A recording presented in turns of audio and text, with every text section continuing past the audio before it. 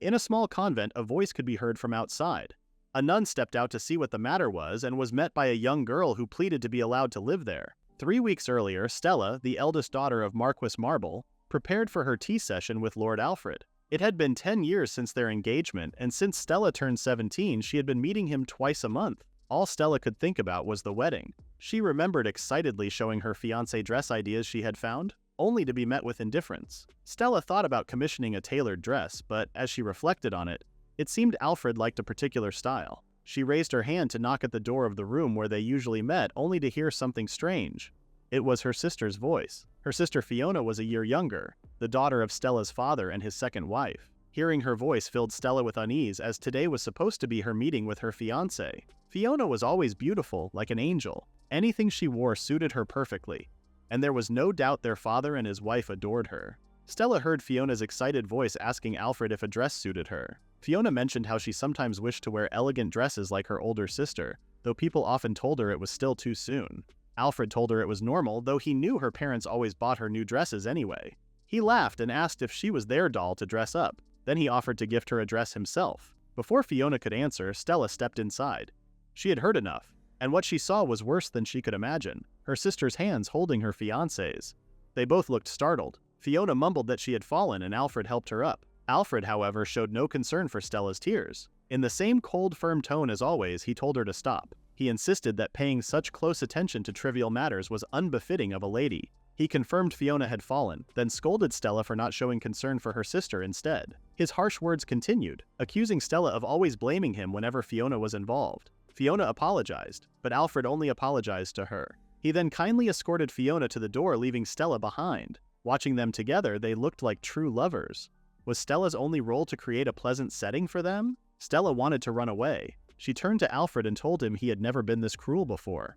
But Alfred, sitting sullenly across the table, remained apathetic. Then he snapped. He called her a troublesome woman and demanded she put herself in his shoes. How could something so trivial anger her so much? He bellowed that their future did not look promising and told her she should be grateful he still intended to marry her despite her having no skill. Stella lowered her eyes.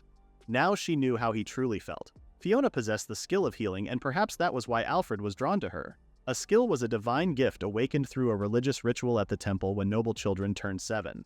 The purpose of the ritual was to find the saint. This world was plagued by tainted air or miasma caused by human activity. It poisoned the land and water and sometimes gave birth to magical beasts. The one who possessed the skill of purification was the saint, while women with abilities such as healing or barrier creation were considered quasi-saints. Fiona had become a quasi-saint thanks to her healing skill, yet for some reason Stella had not even been allowed to participate in the ritual. She looked up at Alfred and told him calmly that he had been harboring resentment in his heart all along. She apologized to him. Alfred slammed down his teacup and stood. He said there was no need for farewells. Stella stood as well, ready to chase after him, but he repeated that there was no need. She was left alone with no answers. Outside, Alfred joined none other than Fiona. Despite the pain in her chest, Stella could see them strolling the grounds together, smiling and laughing. She, on the other hand, was left with no one. Looking into her mirror, she wondered why no one loved her. Was it because her parents' marriage had been political? Nearly everything she owned was a hand-me-down from her late mother. Her tutor had been private, her maid had left, and her pale, gloomy face stared back at her. Maybe it was only natural that no one loved her. Her maid called for her, saying the master wanted to see her. Stella rose and went to her father. He was far from impressed. He scolded her for leaving Alfred and Fiona alone to stroll in the garden, accusing her of refusing to host them. Before she could respond, he shouted that it was her fault because she didn't know how to win Alfred's heart. He went on to say that if Fiona's reputation were sullied, Stella would bear the blame. Despite his cruelty, Stella found herself apologizing. Her father told her she had empty pride and rebellious eyes just like her mother. Stella remembered her mother. Strict, yes, but also kind. She knew her father did not understand the truth about her, and in Stella he saw the reflection of his resentment. A knock at the door interrupted them. Fiona entered, smiling at her father and saying she came to play. Though he scolded her for entering uninvited, his tone softened immediately as he offered to show her his ship in a bottle. He smiled warmly at Fiona, but scowled at Stella and dismissed her. That night, wrapped up in bed, Stella thought about how political marriages were common among nobles. But the result was children like her, unloved. Even her father showed tenderness only to Fiona. Then she must be the cause of his unhappiness, she thought. Sitting in her vanity, she told herself that if things continued this way, no one would ever be happy. She made her way to the drawing room to find Alfred. His face dropped the moment he saw her. Stella respectfully apologized for intruding, but firmly told him there was something she wished to discuss. She told him she wanted to break off their engagement. At the convent, the young girl, now revealed to be Stella, sat down and sipped tea with the nun who had let her in. She explained everything, and the nun listened patiently. When asked if she had no place in her family's household, Stella admitted it was true. The nun was saddened to hear that, but reassured her that she could stay at the convent, though she would be expected to work. Stella agreed gladly, saying she was happy to do so in exchange for guidance and shelter. The nun asked whether she could rely on her mother's family, but Stella explained that she could not. They lived in another land, and their ties were weak. Understanding this, the nun guided Stella to her room. The convent was bright and airy, offering Stella a sense of relief she hadn't felt in a long time. For the first time, she had hoped that things might turn out all right. Alfred, however, did not take Stella's words well. When she suggested breaking off their engagement, he reminded her that the betrothal was a contract between their families and could not be annulled so easily. He asked her what she planned to do. After all, who would want to marry a girl without a single skill? Stella replied with confidence. She would leave the house and carve out her own happiness with determination. What she did next would be none of his concern. Alfred growled that it would never be none of his concern. But before he could continue, a knock came at the door. It was Fiona. She entered and curtsied, saying she had come to pay her respects. Stella smiled, telling her sister she had arrived at the perfect time. Alfred protested that he and Stella were in the middle of an important discussion, but Stella ignored him. She told Fiona to receive Lord Alfred on her behalf and began walking out. Alfred ordered her to wait, but Stella's mind was made up. She closed the door firmly behind her. From that moment on, she walked away fast. The first thing she did was cut her hair, selling it for money to fund her journey. She put on an old maid's outfit she had once picked up, using it as a disguise. Leaving a written message behind, she secretly departed the mansion. As she traveled, she thought of her mother's words, "If you ever find yourself facing the unbearable, go to the convent." So that was exactly what she did. The nun showed her to her room, a modest chamber with a plain bed and a desk. The nun smiled, remarking that it must be quite a change from what Stella was used to. But this was the life of the convent. Stella assured her that everything was more than enough, thanking her warmly. Sitting on her bed, Stella opened a small box and brought out a string of pearls. She handed it to the nun as a token of gratitude, explaining it had been left to her by her mother. The nun examined it and noticed an emblem engraved on the clasp. She began to read it aloud, but Stella confessed she knew little of her family's history. The nun returned the necklace, insisting Stella keep it. It was enough that she worked and served at the convent. Then she told Stella to change out of her ragged clothes into new ragged clothes, teasing her to smile more often, since she looked lovely when she did. After Stella changed, she was instructed to return downstairs so the nun could teach her the rules of convent life. Stella glanced out of the window before heading down. For the first time, she saw the village from this new perspective, and when she lay briefly on her bed, she felt a refreshing sense of relief. Her first task was cleaning. The nun explained that she would dust the higher places, which often grew dirty. Stella climbed a ladder, covering her mouth, and got to work. She found herself grateful for something meaningful to do. Soon, the hallway gleamed brighter than she had ever seen. To her surprise, Stella actually enjoyed the work. The nun was stunned when she saw the result. The hall looked cleaner than when it had first been built. Stella sheepishly said she had only cleaned a little, but the nun told her it was on another level, as if the atmosphere itself had become pure, like the light of dawn. Stella wondered if this was what dawn truly felt like. The nun asked if Stella had a skill, given her noble birth. Stella admitted she hadn't undergone her ceremony yet, though her half-sister possessed a healing gift. The nun asked about her sister, and Stella explained briefly. Then the nun led her to her next task, cooking. In the kitchen, Stella worked alongside the other kind nuns, chopping potatoes and boiling vegetables. Though she wasn't skilled at it, they appreciated her effort. When they sat down to eat, Stella smiled more than she had in years. Days passed, and Stella settled into convent life. She tended the garden, cleaned, cooked, and shared tea with the others. At first, she feared her father might drag her back, but her fears proved unnecessary. She grew comfortable, even happy. One day, Sister Mary, the elder nun who had taken her in, called Stella aside. She mentioned a position as a maid in the royal palace, perhaps even as a lady-in-waiting. Either role, she explained, would not be so different from Stella's duties at the convent. Mary assured her she would handle Stella's family matters so Stella could focus on her future. Stella smiled and promised to take on the duty with all her heart. Mary clasped her hands warmly. Soon after, Stella departed for the royal palace. She was shown around and given a new uniform, a fine maid's outfit. Her colleague explained that she would be entrusted with the care of the royal Prince Cecil. Cecil, the first prince. Her colleague told her that His Highness lived alone in a tower apart from the palace. As they walked toward it, Stella felt the miasma in the air. It grew heavier with each step. She learned that the previous caretaker, an acquaintance of Sister Mary, had succumbed to the miasma and fallen ill. Alarmed, Stella asked if the tower was dangerous. How could the royal palace itself be so steeped in corruption? Perhaps it was because the palace was the crucible of the nation's wealth, emotions, and power. But what if the miasma was being drawn there deliberately? And with a prince confined in such a place, what kind of life could he live? From the top of the tower, the prince watched Stella arrive. He wondered how long she would last. Inside, the tower was dark and dingy. A single heavy door led to the prince's chambers. All Stella could think about was how oppressive the aura felt in this place. Was it really okay for anyone to live here? The head maid, however, remained calm and unsurprised. She glanced back at Stella and asked if she was all right. Then she reassured her, although the tower was indeed frightening, it would be fine as long as they didn't linger. With that, she walked briskly ahead, forcing Stella to hurry to keep up. The darkness thickened into a smog so dense that it was hard to breathe. Was this really normal? Stella couldn't even see the prince, but she heard the head maid addressing him, explaining that a new maid had been recruited for his care. Stella stepped forward quickly, bowing toward the silhouette in the shadows, and announced that it was an honor to serve him, even if she could not yet see him at all. The maid told Stella that the room behind the door was the waiting chamber, where she was to remain ready. If she began to feel unwell, she must speak up immediately, otherwise another maid would be arranged. With a smile, the maid left Stella alone. Stella's eyes slowly adjusted, though the poisonous aura was thick enough to feel like a magic beast might spawn from it. She called out, asking the prince if she should open a window. A faint yes came from the shadows, startling her. He really was there. Stella threw open the window, only to nearly be swept off her feet by the powerful wind. Of course, they were at the top of the tower. The prince asked if her name was Stella, and she smiled in confirmation.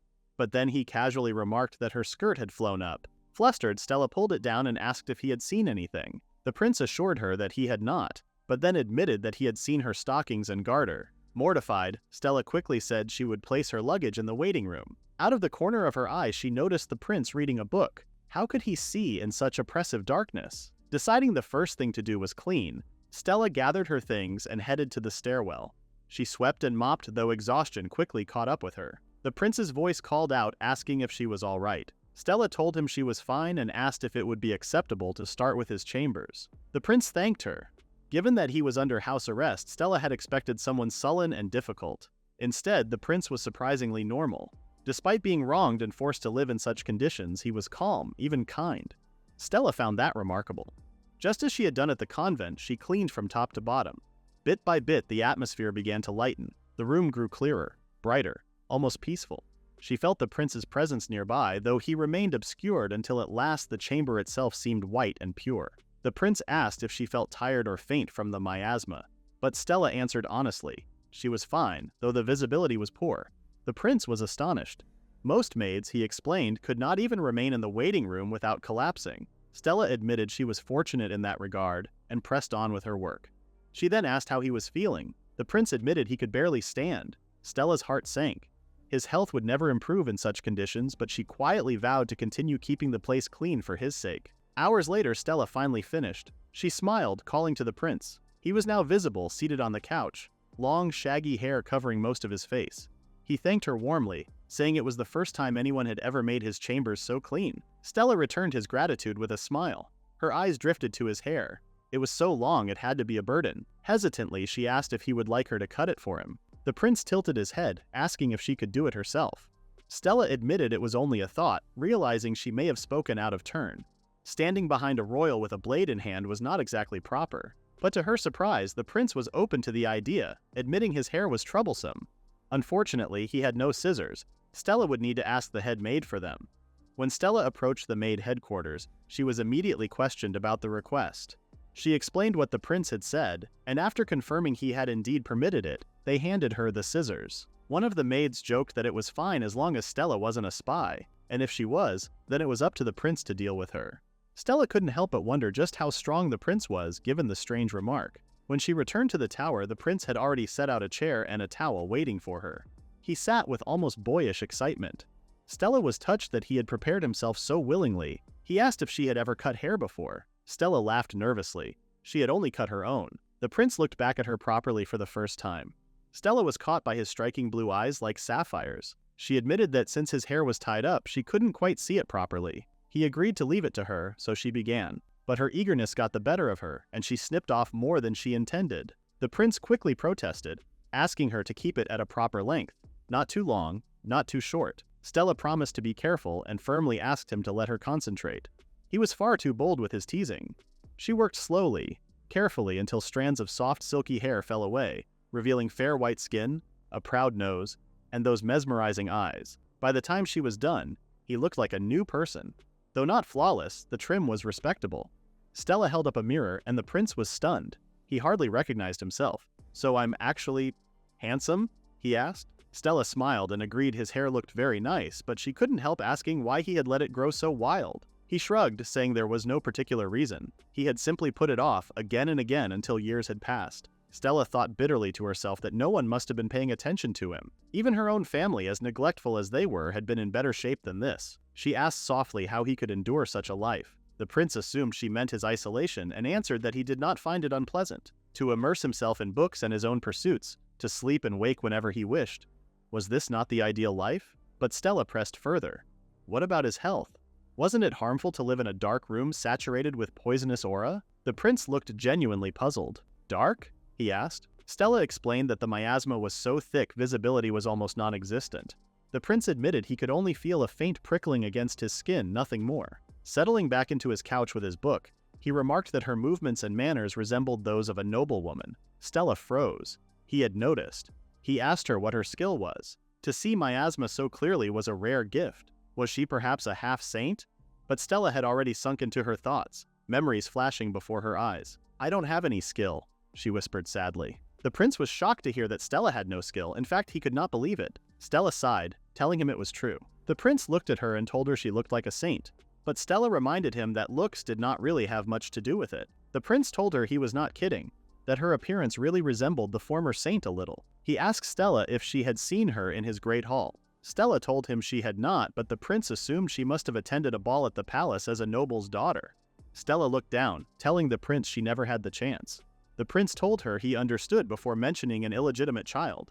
Why else would a perfectly healthy young girl be hidden from the public? Stella tried not to be disgraced by his words. She told the prince that she was born and raised in that house, so how was she considered the illegitimate child and not Fiona? She looked down, glum, but the prince smiled, patting the seat next to him. Stella took a seat on his couch and he asked her if she had never been to the temple. Regardless of the result, the ritual should always be done. Stella explained that they said it was not worth the try, that she would not have any useful skills anyway. She admitted that she thought that about herself too.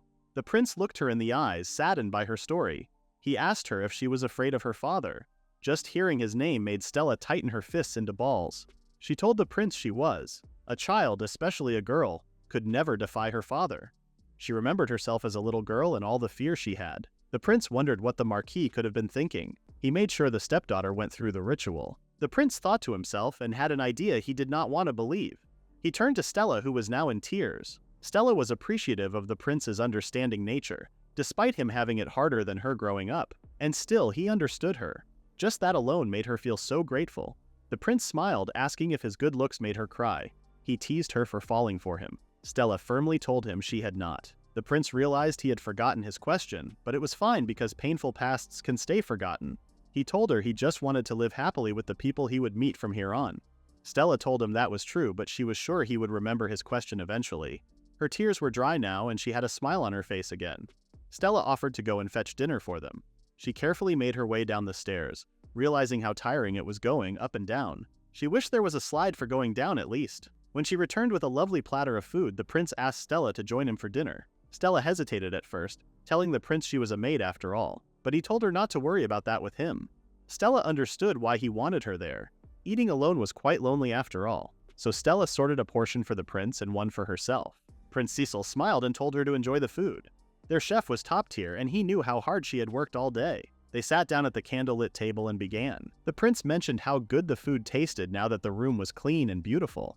He thanked Stella sincerely. He noticed how refined and pleasant Stella's table manners were, more evidence that she came from a distinguished background. Stella thanked him for the compliments before calling cheers to his face. Stella could not help but chuckle, wondering if the prince was drunk. She curiously asked how old he was, and he answered 19. Cecil asked how old Stella was, to which she responded 17. Cecil smiled, telling her she was the same age as his younger brother. Stella thought about who his brother must be, but she knew he would be the third prince, heir to the throne. Stella looked at the prince, who was charming and kind. He did not seem like the type unfit to inherit the throne, so why was he treated like a prisoner in the tower? And what was the truth behind it? Stella decided just to go ahead and ask him. The prince casually responded that it was because of his skill. Your skill, Stella repeated. The prince told her he was told it would make him unfit to rule because it was destruction. Destruction of what? Stella asked curiously. The prince darkly responded that he could destroy anything. He held his glass, which transformed to dust.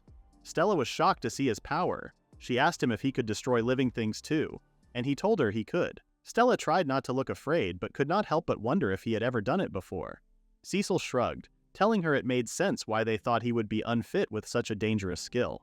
From today alone, Stella knew that Cecil did not abuse his power, but convincing the world would be another matter. Even if they understood, they would still fear him. She told him that he could at least live like royalty, but the prince did not take too well to the suggestion. He told Stella that this skill attracted bad things, which was why he should be in the tower. Stella asked if he knew why the miasma was so thick around here, and Cecil told her it was because of his skill attracting bad things. It added up. His naps, his games, the way his father locked him away so he would not be a bad influence on his brothers. All of that was because of this skill. But Stella told him that a lot of that was self-inflicted, so he should not blame everything on his skill. Was he already consumed by the miasma? Cecil brought up their conversation from earlier about Stella and her sister, how her family planned to marry her off to a second son from a lesser house. Cecil thought that was because Stella was the rightful heir of the House of Marble. Of course, it was only his speculation, but they meant to switch her places. He told her that the stepmother was not of noble birth, so to make her daughter the true heir, they kept Stella hidden, and they even had her take the skill ritual instead of her. The prince asked her if she thought that explained it. But could someone else even take the skill ritual in another person's place? Cecil told her that if they wanted to, they could. A 7-year-old does whatever the adults say, and her mother was already bedridden with illness, unable to stop them. Stella looked down, now understanding everything. Cecil continued to ask how they fooled the temple, her mother's relatives, and the servants too. Stella explained that she only met her mother's relatives when she was very young, and just before her sister arrived, all the servants were replaced. Cecil was stunned to hear this. How severe could this family be? He told Stella it was quite difficult to replace household staff, but Stella explained that some of her father's closest servants remained, and her mother's family suddenly stopped writing to her. Stella came to think that her mother's funeral was strangely simple, and her family tried to conceal her death. Was this so her stepmother could take her place? Maybe Stella was overthinking it, but the thoughts could not stop her from gripping the tablecloth. Cecil took her hand, telling her he would help her investigate. He proposed that they go on a date tomorrow, which made Stella freak out inside. Cecil took Stella to the #1 date spot, the temple. Stella looked at the grand building, surprised that Cecil was still calling it a date. She was even a little annoyed, but there was something the prince wanted to test here as he yawned dramatically.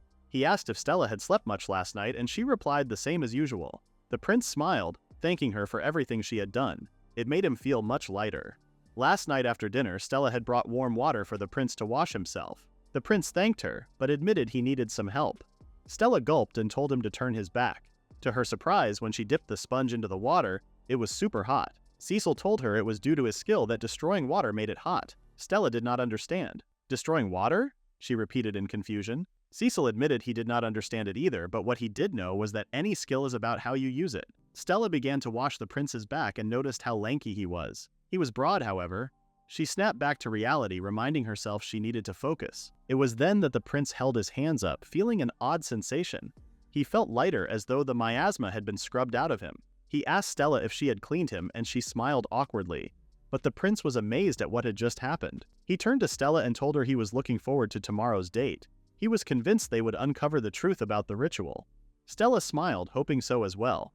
She could not deal with her father's schemes alone, so having Cecil there to help her was a relief. Despite them having just met, the prince had already done a lot for her. Stella turned to him and quietly thanked him for her own sake.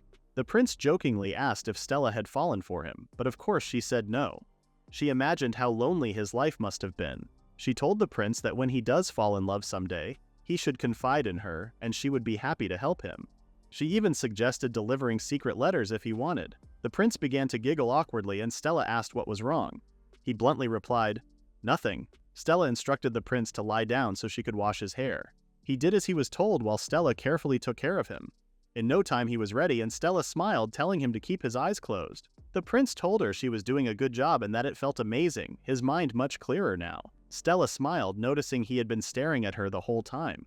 She was glad he was feeling better. Cecil told her he would handle the rest and that she could feel free to use the water. He offered to help her wash too, but of course Stella declined, flustered. That night, Stella slept in her bed completely exhausted. She woke up early, realizing it was still dark. She wandered into the hallway, and to her surprise, the miasma was back.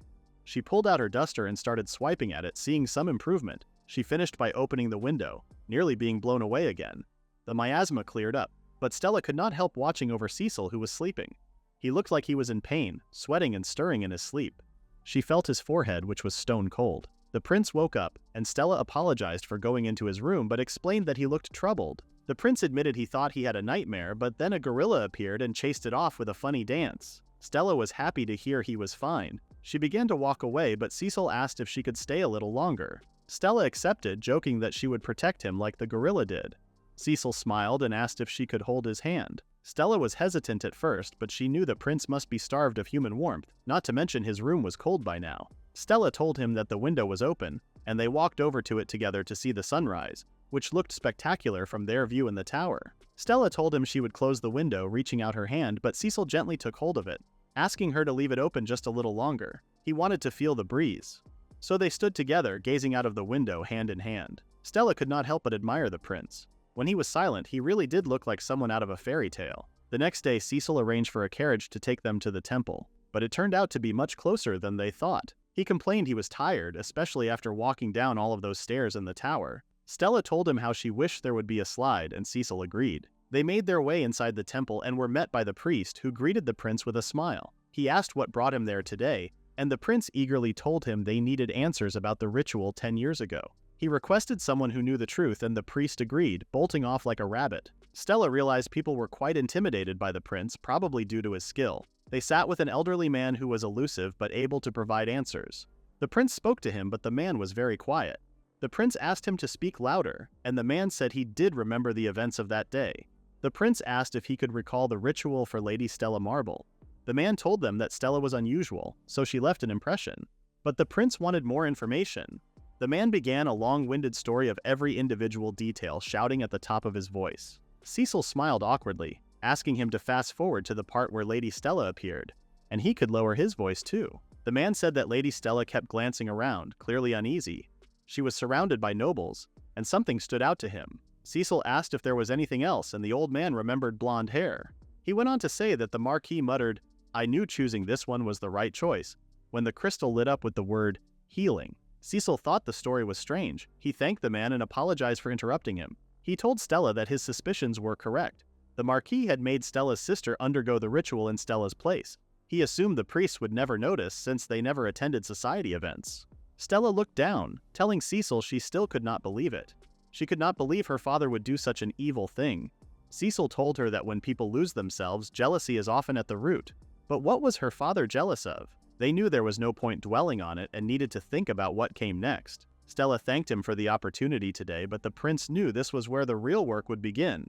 Some time passed, and Prince Cecil paid a visit to the high priest, who was thrilled to see him. The priest told Cecil how much he had grown, but Cecil replied that not much had changed. He asked the priest if he could show them the ritual chamber. Sadly, the priest explained that outside of ceremonies, no one was allowed inside. Cecil asked if even cleaners were forbidden. The priest mentioned that the chamber had already been cleaned. Cecil then told him that Stella was a master of cleaning, leaving no speck of dust behind in any place she touched. Stella smiled, and the priest quickly changed his mind. So Stella took care of the chamber while the priest explained that he could not stand places like this being dusty. She began with the pillars, cleaning them as thoroughly as she could. The priest turned to Cecil, saying how much of a relief it was to have Stella there. But Cecil told him it was too soon to thank her, giving the priest a mysterious smile. Stella paused for a moment, thinking she had heard something. The priest approached from behind, praising her as a true master of cleaning. The floor she polished gleamed so brightly that it looked as though it had been reborn. Then it clicked for the priest. Stella had the power of purification. Stella was completely bewildered. She told the priest that her skill could never be as great as that of a saint, and she had never even received a revelation. Cecil explained that Stella's family background was complicated. Another daughter had taken Stella's name and received the revelation, while Stella herself was treated as if she had no skill. But now her talent is obvious, isn't it? Cecil said. The priest was impressed. Looking closely, he realized Stella's face did resemble the former saint. Cecil agreed, adding that Stella's mother came from the same country, and he theorized that they could be related. Cecil did not hesitate to ask Stella to touch the crystal, but the priest reminded them that using it outside of a ritual was forbidden. Then with a smile, he agreed to allow it. He would be the witness alongside the prince. Stella's head began to spin. She knew she was not ready, but Cecil pulled her toward the altar. He smiled, telling her she had already had 10 years to prepare. Stella questioned if her skill was useless, but Cecil reassured her that even if it was, it would be fine. The priest also tried to encourage her. They guided her to the crystal and Stella stepped forward to face it. It was the crystal of skills. 10 years ago, she had never come here, and everything since then weighed on her mind. She wondered if Sister Mary had known this would happen. When she turned, Cecil and the priest were smiling supportively. So Stella reached out both hands and the crystal lit up immediately. Meanwhile, back at the estate, Fiona sat for her painter. To her shock, the painter addressed her as Stella when he asked for her feedback. Fiona told him to make her skin fairer, her eyes larger, and her nose higher, since the portrait would serve as part of a marriage proposal. Soon a maid entered to announce Lord Alfred's arrival. Fiona quickly ordered her to say she was not there. The painter chuckled, asking if that was wise, but Fiona muttered that Alfred had come to speak about her sister. Growing irritated, she told the painter she was getting bored of him, but the painter asked if Lady Stella shared her name with her older sister, and then questioned who Fiona was. Realizing she had made a mistake, Fiona hurried to call for her mother to fix it. Her mother told Fiona in private that she needed to get used to using her given name. She then explained to the painter that Fiona was only her childhood name, while Stella was a treasured name in the House of Marble. Many daughters were given the name Stella. She added that an awful curse would fall upon anyone who revealed a person's childhood name, consuming them with miasma. Because of that, Fiona's true name had to remain secret. Later, Fiona's father called her to discuss Alfred. He said he had heard she turned Alfred away. Fiona asked if she had been wrong. Her father assured her she had not, since Alfred was not her fiancé. He promised to handle the matter himself and told Fiona to focus on her portrait, since her future husband would see it. Fiona looked down, thinking about how soon she would marry someone she did not love. Despite the beautiful dresses, attention, and glamour, traditions could still feel like suffering. Back in the chamber, Cecil was captivated by how bright the crystal's light had become. The priest agreed, telling Stella he had never seen anything like it. Inspecting the crystal, he declared that Stella's skill was purification. He knelt before her, calling her a saint. Stella blushed, asking him to rise, but the priest insisted that only she could banish the miasma. Though her power was still weak, he said, one day she would be able to cleanse an entire nation. Cecil explained that Stella might not realize how deadly miasma truly was, since she had lived with it for so long. In reality, it poisoned both body and mind, killed crops, and created monsters. Miasma never faded on its own, and without a saint, the world was in peril. He told Stella that she was the one the world had been waiting for. Suddenly, they heard a noise outside. It could only be other priests, concerned about why the crystal's power was being used without sanction. The high priest warned them to be careful, especially considering Stella's past. She asked what they should do. Cecil offered to take the blame, suggesting they claim he had touched the crystal by accident and that it had lit up. He reached out to the crystal, and to everyone's surprise, it shone even brighter. No one expected this. Cecil himself was astonished it responded, since he already had a skill. Then another priest entered, demanding to know what was going on and why the light had flared. Cecil feigned ignorance, pretending the crystal had simply lit up when he touched it. Back in the tower, the prince collapsed onto the dining table, overwhelmed by the day. Stella, however, was curious. She asked why the crystal had lit up for him again when he touched it. Cecil explained that his skill had evolved. Stella admitted she had no idea that was even possible. Neither did he, but that was what the crystal had revealed. He told her to watch. Taking a chess piece, he flicked it and turned it to dust, showing his old skill. Then he placed it back on the table, restored perfectly. His new skill was reconstruction. Cecil was overjoyed with his new skill, and Stella told him what he had just done was amazing. He wondered if he could create other shapes as well, holding the chess piece in his hand. To his delight, he successfully transformed it into an apple. Excitement bubbled within him as he thought about all the things he could make. He wanted to try more and level up quickly. Stella asked him about the idea of leveling up. Cecil explained that a symbol appears after the skill name, and it changes as you become more proficient. Stella grew thoughtful. She told the prince that she might actually have 2 skills. Cecil admitted he had noticed her cleaning ability was definitely a skill, though today had been her first official day at the temple. Normally, one cannot gain a skill without touching the crystal. Stella told him she did have something, however. She searched through her belongings and pulled out a crystal pendant, explaining that it had been one of her mother's keepsakes. Cecil asked if it was the same as the crystal in the temple, and Stella said most likely. She suspected her mother had made her touch it without realizing. Cecil told her it was a precious memento meant to watch over her, and he offered to place it around her neck. Stella held her breath as the prince fastened the clasp. She could not turn around, her face flushing scarlet. Back at the marble estate, chaos broke out. Stella's stepmother scolded her father, asking if he was even listening. She demanded that they bring Stella back, though her father insisted that Stella had left of her own will. The stepmother argued that Stella had only run away without thinking things through, and as a noble's daughter she was supposed to live properly in a proper environment. Of course, her true motive was to protect the replacement. Eventually, Stella's father agreed, saying he would send his men to the monastery at once. But Stella could not be found there. Her father sank into his desk, muttering that he would have to investigate further. The stepmother calmly gazed out the window, remarking that breaking an engagement and then running away was a bold move for Stella. She wondered aloud if her husband's former wife had been the true influence behind it all. At this point, there was no way to know. At the tower, Stella tried to recall what she and Cecil had been discussing. Cecil was brainstorming what they should do about her family, whether to punish them or turn a blind eye. Stella admitted she had not yet decided what she wanted, but one thing she was certain about was her desire to learn more about her mother. Did she truly die of illness? Had her death even reached her friends? Stella longed to know the truth. She also understood that what her family had done to her was unforgivable. Cecil asked if she wanted them ruined, but Stella suggested that she could simply go on living as a stranger. Cecil turned to her, suddenly serious. His head lowered as Stella asked him what was wrong. He looked over his shoulder to reveal blotches of miasma, an ominous mass of negative emotions clinging to him. Stella stared at it as though she could hear it speaking to her. She wanted it gone, wanted it to stop tormenting the prince. Suddenly, a burst of light filled the room. Stella smiled. She had eliminated the miasma successfully, but Cecil was none the wiser. Stella apologized, asking if it had hurt. Cecil told her it only felt like she had pressed on a tender spot. Stella stammered, realizing it was true. She really was a saint. Cecil teased that he had seen the ritual with his own eyes, yet now he was suspicious. What saint went straight for a vital point? He chuckled.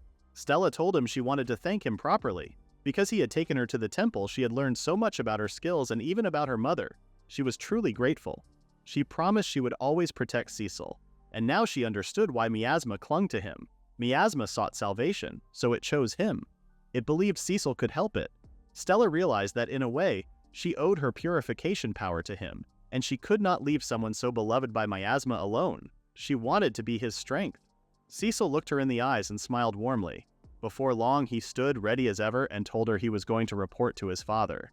Stella could only wish him well, though unease stirred within her as she wondered how things would develop from here. She busied herself with cleaning to reset her thoughts, but as she stepped onto the stairwell, she slipped and tumbled down the tower in seconds, landing with a heavy thud. Looking up, she saw the prince further down the stairs. She really thought it might be the end of her. Recovering, Stella drew water from the well, remembering Cecil's suggestion about installing a slide. Carrying the water back up the tower, she realized that even with a slide, they would still need to climb. On another trip to the well, she noticed how many plants around the tower had wilted, likely from the miasma that lingered there. But thanks to her cleaning, the air was noticeably purer and even breezier. Was this what it felt like to bear a saint's power? Stella lowered her gaze, suddenly feeling defeated. Cleaning usually cleared her head and lifted her spirits, but now she felt weighed down. A rustling sound broke her thoughts. She assumed it was a mouse, but the noise grew louder, closer. Something was approaching. Could it be a monster? The rustling grew louder, and Stella instinctively shielded her face as a creature flew out of the bushes. Moments later, she felt something soft in her hands. It was a chubby little bird, round, fluffy, and almost cute. But Stella knew monsters like this were born of miasma. Still, she felt empathy for the creature. It had been shaped by hatred and pain, yet here it was, reaching out to her as if it wanted to be saved. Was it really something she should erase with purification? Voices reached her ears. She turned to see Cecil returning with another gentleman. She welcomed him back, and Cecil introduced her to the man at his side. It was his father. Stella immediately curtsied, but the king gently asked her to be at ease and raise her head. Cecil's attention went straight to her hands. "Is that a monster you found?" he asked. Stella explained that it seemed frightened and on edge, holding out the bird for him to see.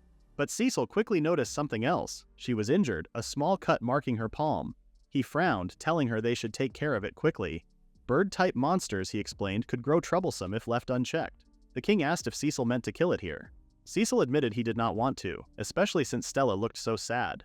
Just as Cecil prepared to use his power, his father suddenly burst out in protest. He pleaded with his son not to harm the creature. "It hasn't done anything wrong," he insisted. Cecil warned him that if they waited too long it could cause trouble, but the king stubbornly promised to raise it himself even when it grew. With a sigh, Cecil explained to Stella that his father loved cute creatures. Apparently that affection extended to monsters as well. Stella could understand the king's feelings, but she wondered if there was a way to truly save the bird. As Cecil examined it, Stella reached out. A flash of light surrounded her hand and she called for Cecil to be ready with reconstruction. He nodded. The purification spell began to work. Stella felt her body grow heavy, but she pressed on. The little bird was reborn in her arms. "Now!" she cried. Cecil immediately used his skill and the creature transformed completely. Together they had saved it. Cecil was amazed by what they had achieved, and the king was overjoyed, knowing the little creature was safe. They all laughed, gathering to think of names. "Kessarin Passarin?" Cecil suggested. It fit, but it was a mouthful. Stella playfully suggested Keparin Ranchin, which made the king chuckle.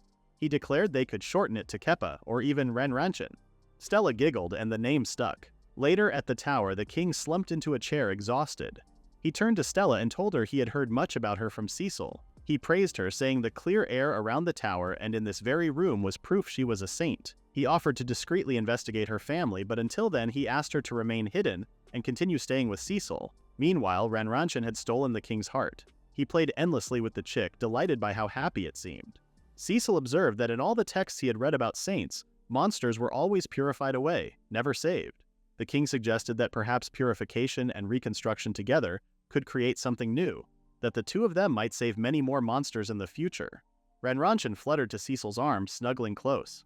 Stella gasped as she realized the bird was absorbing miasma. Cecil laughed, saying that if the little chicken could purify miasma within its body, it deserved to be called a holy beast. He added that the world could change if miasma could be cured without relying only on a saint. All three agreed to watch over Renranchin together, like some sort of guardian squad. Talk about co-parenting. After fussing over the chick for the rest of the afternoon, the king returned to the palace. As soon as he left, Cecil groaned, wishing his father had acted more normal in front of Stella.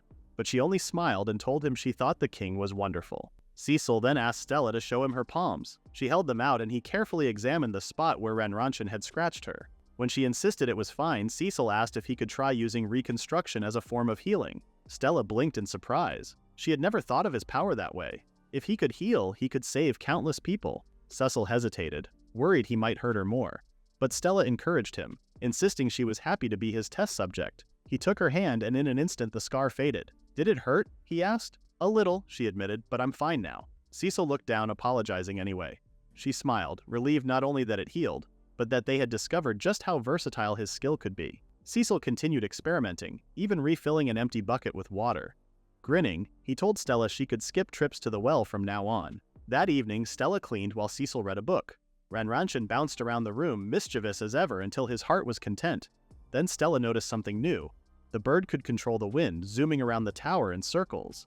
She laughed, and Cecil looked up, watching her quietly. He joined her in cleaning, grabbing a sponge despite her protests that she could handle it. He looked very pleased with himself after finishing one spot. Stella realized then exactly how Cecil saw her. She laughed, teasing him. If only there were a save state skill, that would come in handy. Cecil had a strange expression. Part of him felt sad, yet another part felt relieved.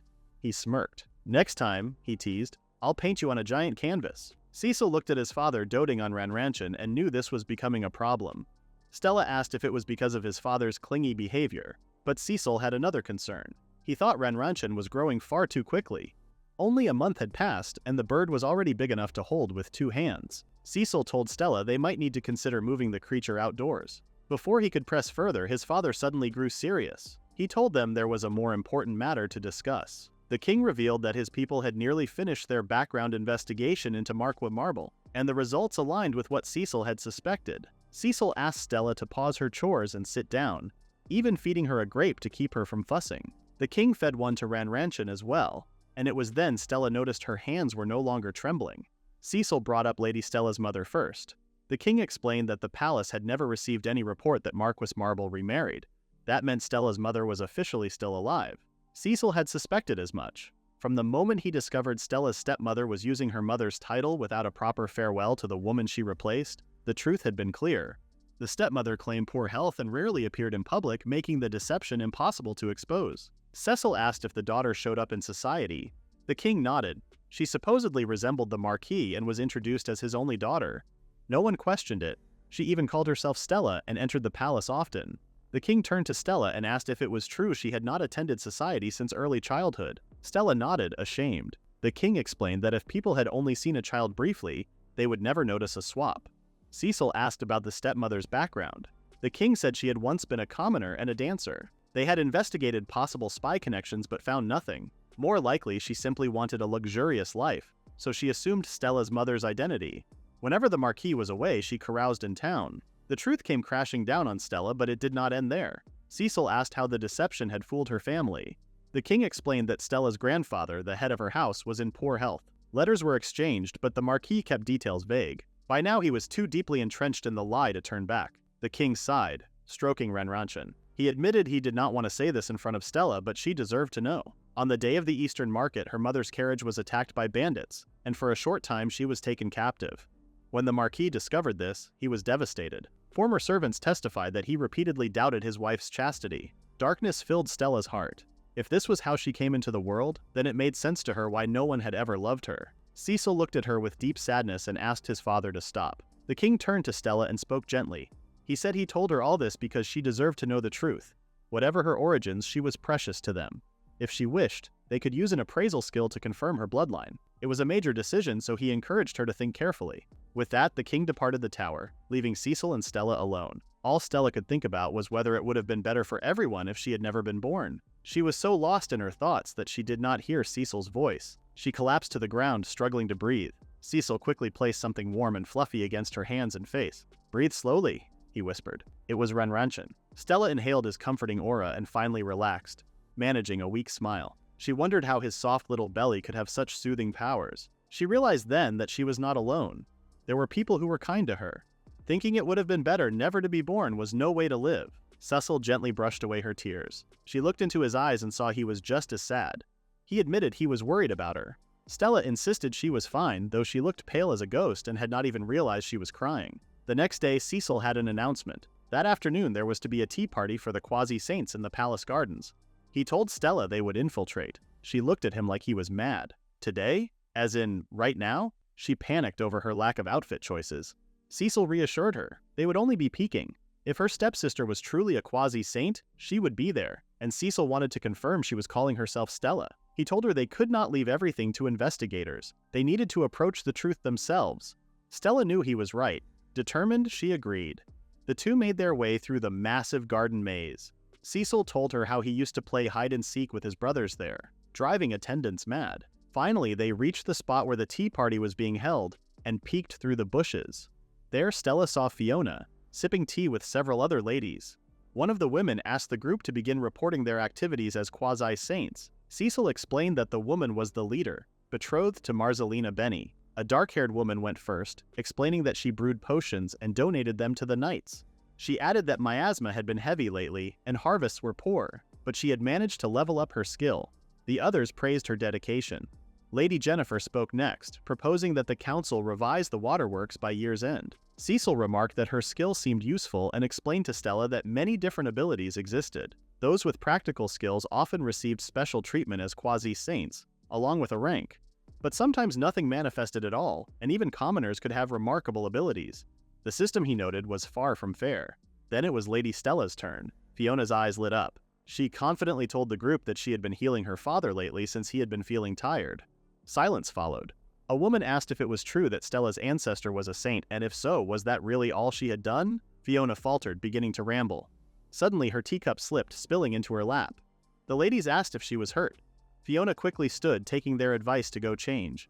She wished them a good day and tried to hurry off, but the women reminded her that "excuse me" would have been more proper since she was expected to return. Despite Fiona lying and stealing her name, the real Stella could not help but feel a pang of pity. She sensed Fiona was being bullied among the group.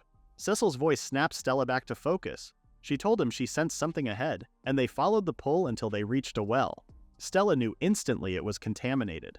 Together, they decided to handle it immediately. Cecil moved aside the covering, revealing the water. The energy was so thick Stella had to shield herself. The well had turned miasmic and spawned monsters.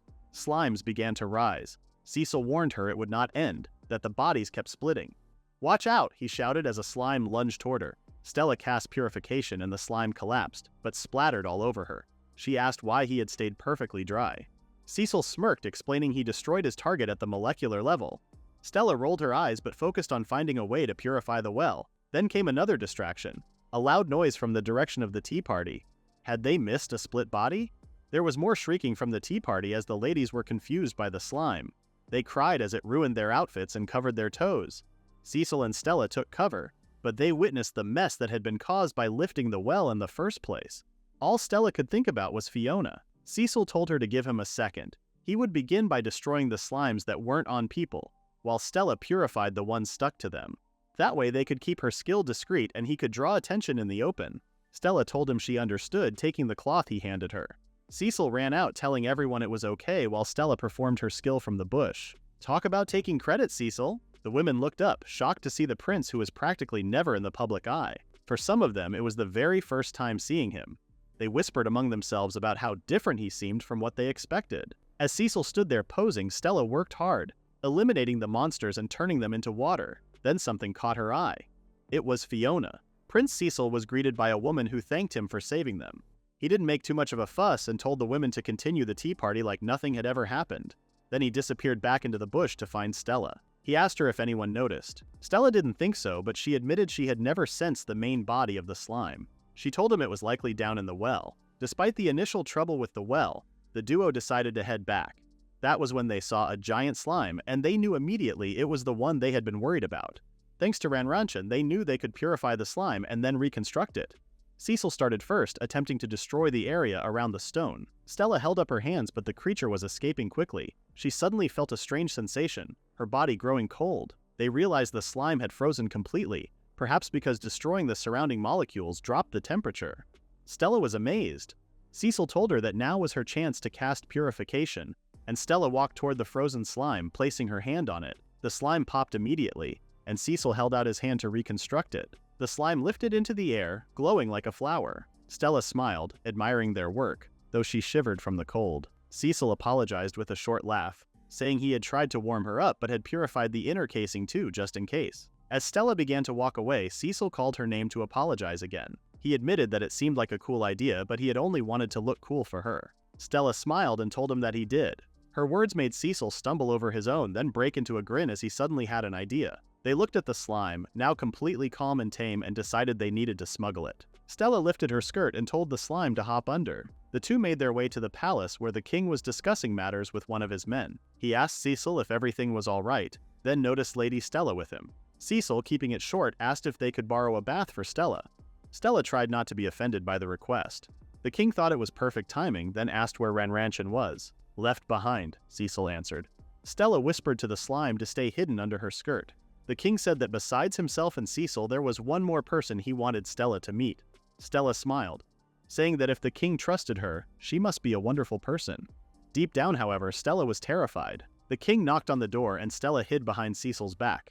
Inside, a beautiful lady sipped tea. She smiled when she saw the king and Cecil, then asked what was going on. "It has been a while, mother," Cecil said. Stella wanted to die. The king explained that Stella was the saint he had mentioned. Stella stepped forward, greeting the queen politely and asking how she was. She introduced herself, but the queen looked just as honored to meet Stella. She asked her to step forward so she could see her face properly. Stella obeyed, and the queen complimented her lovely hair. Stella thanked her, but the queen frowned at her maid's outfit, saying she wanted to get Stella something cuter. She quickly apologized for the dust in the room, and then promised to have a special chamber built for Stella in the tower so she would have a nice place to sleep like Cecil. Stella smiled politely but felt overwhelmed when the queen suddenly asked why she was damp. Cecil asked his mother for a favor. The queen listened, shocked, as he recounted how Stella had handled a monster only for him to freeze her afterward. She told Stella it was good timing since a bath had just been drawn, and invited her to use it. Stella accepted, but when she saw the bathroom, she didn't feel worthy of it at all. It was beautiful, with a grand bath filled with hot, soapy water. She realized it had been ages since she last soaked in one. The queen entered, telling Stella it was one of her favorite spots. Stella praised it, but insisted the queen should bathe first. To Stella's surprise, the queen asked if they could go in together, saying it would be an honor to share a naked heart-to-heart with a saint. She even offered to undress Stella, but Stella declined quickly. The queen fussed anyway, losing track of where she was standing. To make matters worse, the slime crawled out from under Stella's dress, wrapping around the queen's legs. The queen shrieked as she fell. The king and Cecil heard the noise but shrugged it off. The king told Cecil that he had business with him as well. When Cecil asked what, his father replied, "A prospectus, addressed to you." Cecil's eyes lit up. It was his first one. When he opened the book, he saw none other than Stella, with her portrait. Cecil sighed, wondering if they were really that dense. He told his father it was the younger sister, and the king remarked that she might have been at the tea party. Cecil acted none the wiser, but inwardly wondered if he was being targeted. The king told him to expect more proposals from now on, though he would never hand his son over to the House of Marble. It was clear to him that someone had already stolen his son's heart. Cecil flustered, his father teasing him about how his face had lit up when the letter was opened. Cecil insisted he was only flattered and begged him not to tattle to Stella. Meanwhile, in the carriage, Fiona chatted endlessly to the driver, sharing all her business as usual. She told him about how Cecil had swept in and defeated the monster. The driver mentioned that Cecil was the very man her father had proposed a match with, and Fiona instantly knew it was fate. She was convinced she would marry the prince. Stella and the queen eventually took the bath together, and Stella apologized on behalf of the slime. The queen told her it was fine. In fact, she was thankful to have seen something so fascinating. She had never even heard of anyone taming a monster before. The queen looked at Stella and told her that they had actually spoken briefly during her wedding. She recalled how Stella's mother looked so beautiful and radiant, and she said that Stella seemed to be a blend of both her mother and the former saint. Stella was curious to hear more, and the queen continued, saying that although Stella carried her own unique aura, she still resembled the two women physically. She told her, "If your mother were the sun, you would be the moon." Both symbols of beauty. Stella was deeply honored to hear this. She had always thought herself plain compared to her mother. The queen encouraged her to carry herself with more pride, to speak her mind, and to be more assertive. Stella felt called out, but she knew it was true. She was timid, after all. The queen asked her if she had ever felt like disobeying her father, but chose not to out of fear. Stella admitted that she thought it was better to lay low, not wanting to trouble the people who had helped her. The queen looked at her kindly, but with firmness, and told her that such an approach would make sense if she were ordinary. But Stella wasn't ordinary anymore. She explained that Stella's plan to remain quiet might work for now, but eventually she would only be used as a pawn in political games. For example, people might order her to purify certain things but forbid her from purifying others. She could even be passed around solely for the sake of the nation. The queen admitted that if Stella were in her hands, she too would use her power without hesitation, and no one would care about Stella's personality. That was simply the reality of great power. It stopped being for the world and became something only for the nation. Stella saw where the queen was coming from. She was warning her not to let others dictate how her power should be used. The queen told her that of course it was nice to help others, but without boundaries, Stella would be nothing more than a fool. And for someone with such great power, a lack of responsibility could be dangerous. Stella knew it was true. Responsibility was exactly what she had been missing. The queen asked if Stella had anything she wanted to do, not for someone else but for herself. Stella thought hard, struggling for an answer which made the queen smile. She reassured her that she was still young and had only a narrow view of the world. It was natural that her best choice right now would be to help those who had supported her. But now that she was a saint, she would find that the world was much vaster than she ever imagined. Stella felt as though a whole world had opened inside of her after speaking with the queen. Was she being encouraged to step away from political influence and live freely? She asked why the queen was telling her all this. The queen explained that when she was a child, she had read many fairy tales about saints. She had always cherished the idea of people who purified the world's miasma and saved everyone. Her dream was to see a saint with her own eyes one day. She didn't want to betray the little girl she had once been. She wanted to show her a world that was kind, strong, and beautiful, just as she had always believed. Stella realized she wanted the same. The queen added, "If a saint only appeared as a blessing, but acted only when the country ordered them to, wouldn't that be disappointing?" Stella knew the answer. The queen asked if Stella had ever truly seen how the commoners lived. Stella admitted she had only seen a little, mostly around the monastery, which was a relatively neat place. The queen told her that after the social season, there was a place she wanted Stella to visit. It would be a little dangerous, but she would assign Cecil as her guard. Stella hesitated. She couldn't imagine having the prince risk himself to protect her. But the queen reassured her that Cecil would never go outside without an excuse like this, so it would actually be good for him as well. Stella agreed, thanking the queen for the opportunity.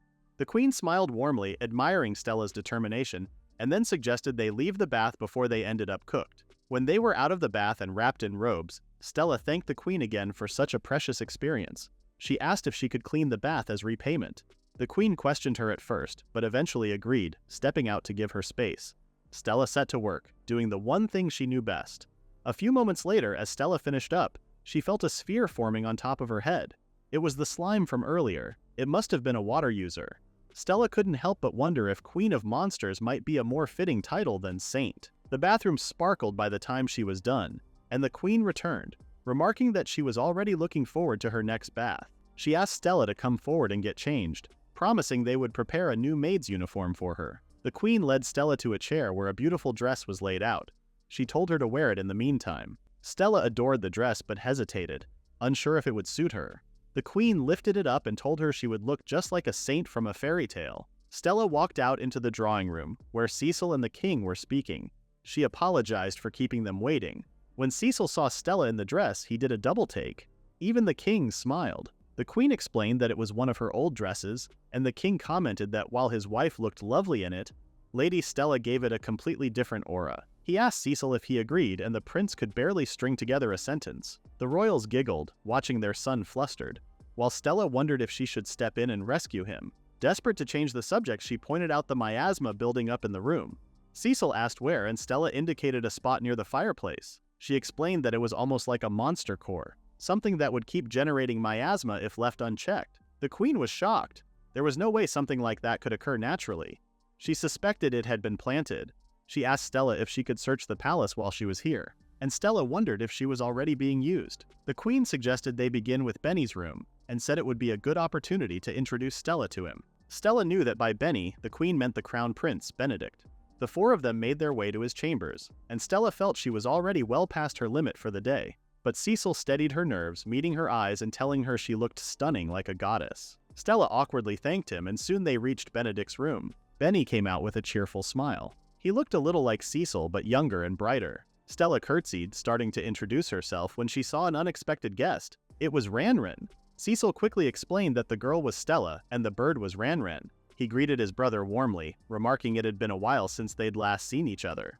Benny explained that he had brought the bird home from today's hunt, then promptly removed it from the chain. Cecil asked if he really thought Ranran was a hawk, and the Queen joked that it could be big enough to eat in an emergency. Of course, the King didn't like the sound of his precious pet being turned into dinner. Ranran flapped wildly the moment it was released, making the Queen shriek. The Queen called for Dewey, Benny's attendant, to excuse them so she could speak with her son privately. When the room was clear, they all sat down and told Benny the full story about Stella and her skill. Benny looked down, admitting it was a lot to take in, but he understood that Lady Stella was different from the saints of old. He promised to keep an eye on the House of Marble as well. Cecil showed him the monster core, wrapped in a handkerchief, explaining that they had come to his room to check for any others. Benny was grateful. Stella quickly realized that the room was saturated with miasma, and the densest source was the painting hanging on the wall. She could feel it radiating across the entire canvas. The Queen explained that the painting had been in the Crown Prince's chambers for generations. Benny mentioned that he often dreamed of monsters crawling out of it. Cecil wondered if the pigment had been made from ground miasma stones. Stella stepped forward and purified the painting. Benny was amazed to see her skill in person. Cecil praised her proudly, but the Queen playfully asked why he was the one bragging. Benny shrugged, saying that being the Crown Prince would naturally attract malice. He added that there were factions who wanted his brother on the throne, so it could have been their doing. But Cecil replied that since Benny was the hard-working one, he was clearly more suitable. Their mother interjected, warning that those who praised Cecil were usually scoundrels hoping to exploit his power, so he had no choice but to refuse them. The King placed his hand on Benny's shoulder, telling him confidently that he was doing well. Stella could only watch the family in silence. Everything just seemed so complicated. Stella looked over the collection of goblets she had just polished, and Cecil asked her what she had been doing. Stella explained that she was just polishing the tableware when something strange happened. Before this occurred, Stella had received a new maid's uniform, kindly arranged by the Queen herself. Stella thanked Cecil for his compliments on how cute she looked. She let him know that he too looked great in his new attire. Cecil winked at her for noticing. He told Stella how he had been leaving the tower more lately, so his mother yelled at him to stop looking sloppy. She asked him to call himself a tailor immediately, as he looked like he was going out in his pajamas. She instructed him to take more pride in his appearance and to stand up straighter too. Of course, Cecil credited Stella for everything. He asked her to tell him about the phenomenon she had just experienced. Stella looked at the goblets and explained that each goblet here was wiped only, purified only, and finally purified while cleaning. She told Cecil to look at the one that was purified and cleaned, explaining that it kept purifying the miasma around it, which meant one thing: they had a sanctuary forming. Cecil told Stella that was a huge discovery before encouraging her for them to push it forward together. Cecil said he had something she could help him test. He instructed her to purify something first, and Stella asked what that would be. Cecil pulled out a stone. He told her it was from Benny's room and he had asked to borrow it. He wanted to use it to make Benny a medal since he had been working so hard. Stella told Cecil how thoughtful that was, and she agreed to purify it for him. Meanwhile, Cecil reconstructed the medals, turning the dining table into a full-blown workshop. Stella and Cecil worked hard to create the medal, molding and shaping it to perfection. Stella asked Cecil if he had anything in particular that he wanted to do. Not for someone else, but for himself. Cecil found it strange how Stella had said that, because his mother did too, and it made him think to himself. He eventually admitted that as long as he was not in Benny's way, he was fine with anything. He gave up the throne for his craft and shut himself in the tower. And now, for his brother, he wanted to live without getting in the way. Stella looked down, telling Cecil that they might be alike. The medal was soon complete and it looked great. Cecil asked Stella to do the finishing touches, to sanctify it. Cecil asked if she wanted to know why he made it into a star before telling her that when he was born, they chose this shape for his personal crest. Stella looked at it, knowing that the crown prince wearing his shape had more sentimental value. She knew that called for her to sanctify it with extra focus. Cecil told her that it was just a trinket, but it might warn the Make Cecil King crowd. More importantly, he knew that Stella in olden words actually meant star. Cecil smiled, telling Stella that was something truly meaningful. Stella began to blush. She couldn't believe there were all these crossovers. But Cecil called it a coincidence. Stella laughed, asking if he had read too many fairy tales. Back in the House of Marble, Stella was telling her family the entire story of what went down at the palace. She told her father he was so cool, but a voice told him that he would let Fiona marry him. Their father had been spaced out lately, busy with his duties. He was asked if that girl was his daughter, as she looked nothing like him at all. He asked if that was true, but was then told Fiona was the one who looked like him. The voice asked if the other one was truly the Marquise's child. She took hold of his hand and told him she knew that he had lived with that fear all this time. She pitied him, and the Marquis saw her as the only one who understood. He told her that he wished she, Fiona, and he could live together. The woman smiled. The Marquis was called and asked how his wife's health was. She had heard that his wife had come down with a cold. She then mentioned that she had baked cookies and asked if he liked them. The Marquis told her that he had served the refreshments, but her cold worsened, and the doctor suggested that his wife might have been tainted with miasma. The woman gasped before asking if his wife was a saint's descendant. If so, how had she lost to miasma? The woman questioned if she was hiding something, and then the Marquis realized that Stella was not his daughter. It was suggested that they do an appraisal just in case, but the Marquis was worried he would be humiliated. He wondered who Stella's father really was. A bandit? The bodyguard? He knew he couldn't make that bloodline his heir. Yet he also knew he couldn't discard a noblewoman without cause. He turned to the woman named Mariana for help. She told him she had an idea. After that, the Marquis began planting miasma stones in his wife's bedchamber. He convinced himself without reason that if she were pure, she wouldn't lose to a little miasma. But watching her grow weaker day by day, his doubts hardened into certainty. She acted strong around Stella, but that didn't last. When she could no longer rise from bed, he had to take the skill rite meant for Stella. So Fiona became a quasi-saint. Months later, his wife passed away and he swapped out the servants, leveraged the butler's weaknesses, and buried her in secret. He was happy that he had a real family at last. Fiona's mother asked if the Marquis had pinned down that girl's whereabouts, as Stella wanted to live with her big sister once again. Fiona, or now Stella too, argued that she really was fine either way. She truly thought that she was going to marry Lord Cecil, but she did say that if her sister didn't come back in time, she couldn't marry Lord Alfred. Her mother encouraged her delusion, saying Stella was Marble's heiress, so she wasn't going to lower her worth and marry anyone. The Marquis knew that he had looked away from the problem, clung to a mistress's sweet words, and when he came to, he was already on the road to ruin. Mariana, petty and foolish to the end, was perfectly suited to him.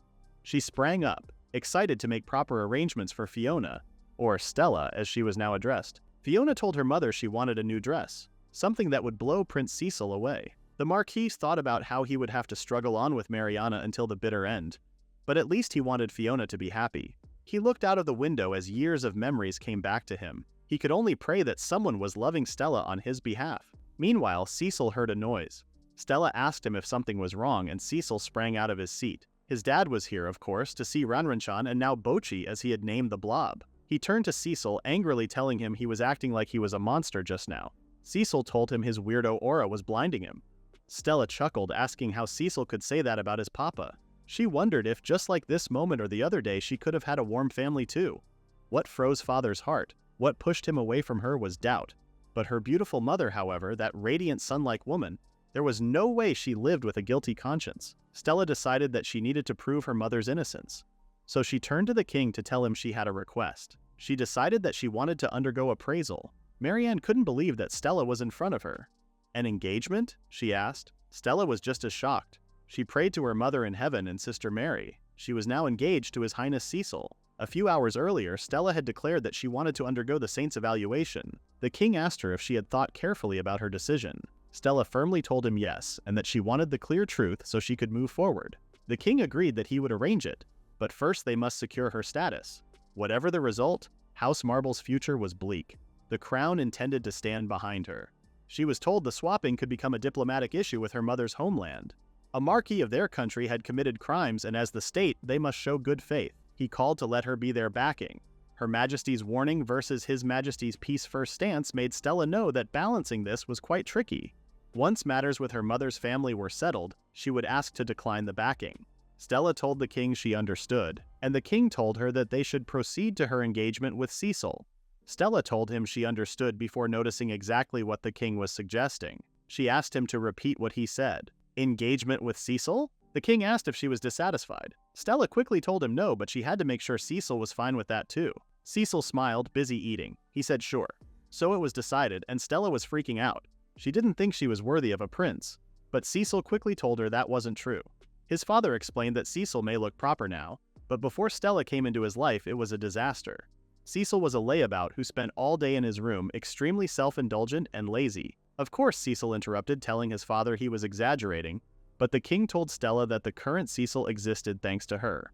He told her this would solve both Cecil's condition and her protection, so it would benefit both of them. He asked Stella if she understood, and she said yes, despite her sweating buckets. The king took that as a mutual agreement. He told them he would proceed with Stella's saintess evaluation, then preparations for Cecil's title. The king told them that if Cecil established a house, society would assume the engagement was set, and if they hinted at the saint's existence, Marquis Marble, who sent proposals to Cecil, would panic. The king planned to use that agitation to question him, and cross-check their own findings and pass his sentence carefully. He knew that there was a lot more that needed to be done. But first he requested for Reincarnated to live at the palace. Cecil asked if he meant as a pet, and the king brought up that he wanted him as a sacred beast.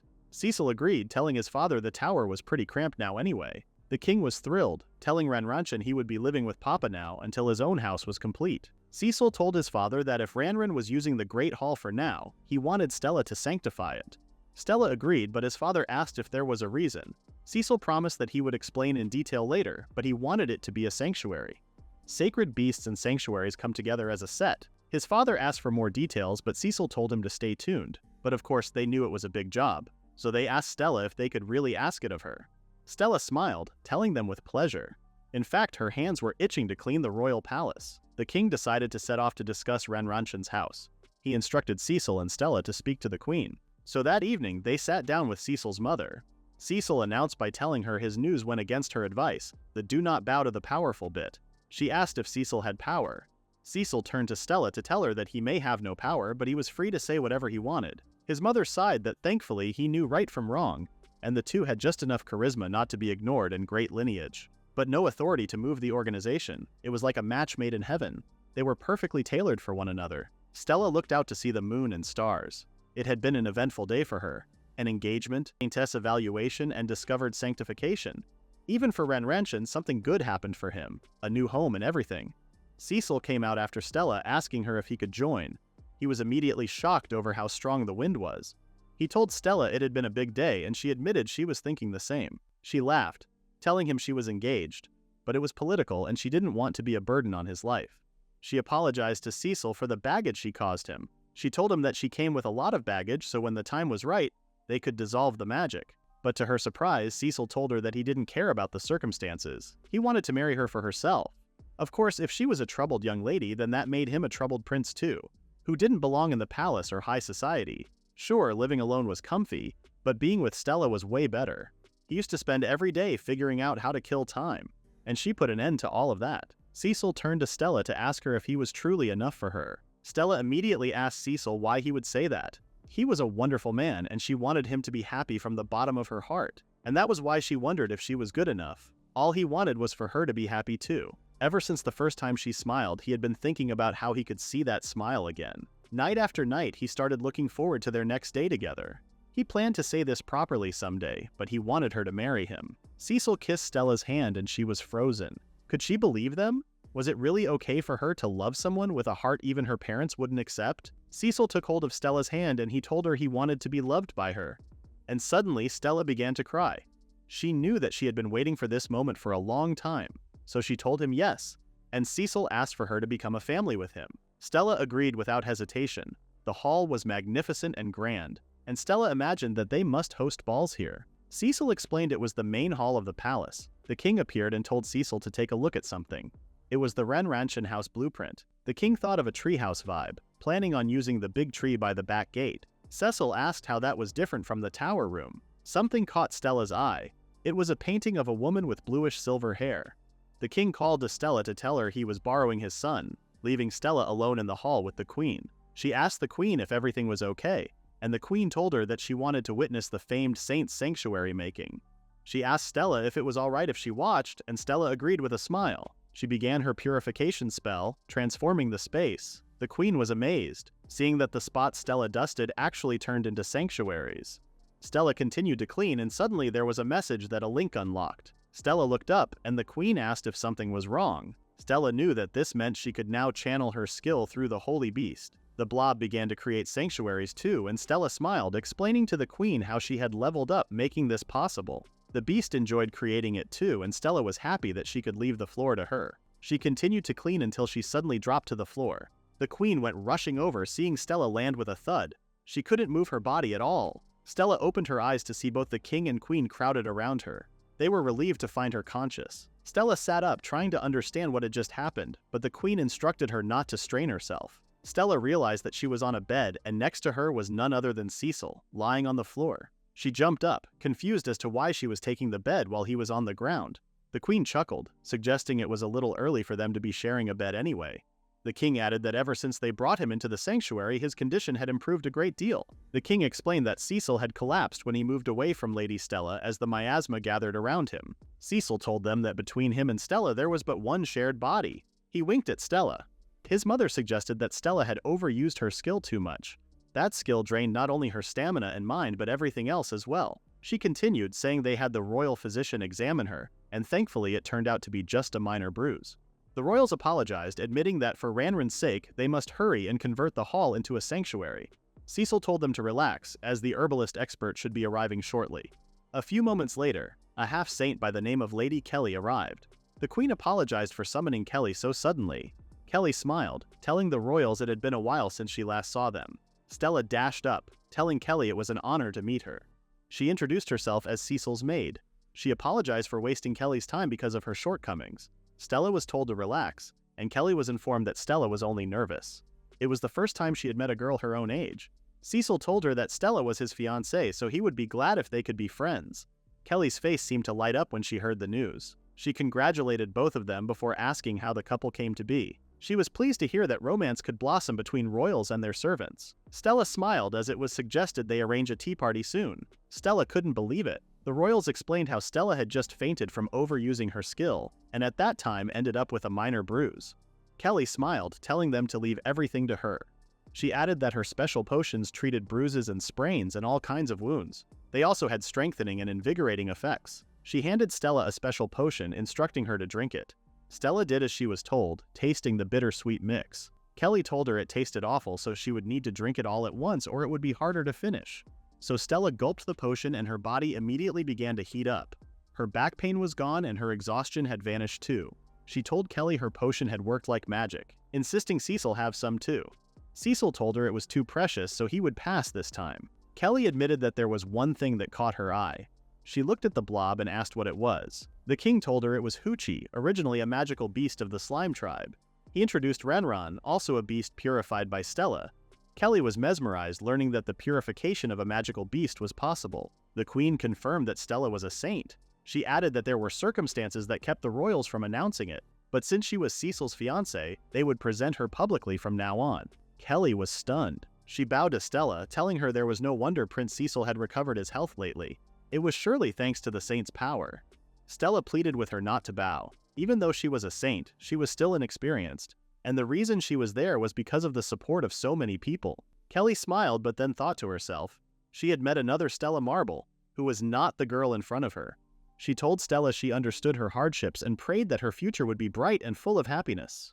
She told Stella that her and Cecil's story truly was beautiful, and that she almost felt like showering the kingdom with potions in celebration. She clasped her hands together, beginning to sob. It turned out that Kelly was struggling with a shortage of ingredients. She told Stella that when the miasma thickens, crops struggle to grow and magical beasts run rampant in the fields. She added that on top of that, the medicinal herbs needed to brew potions required an extremely pure environment.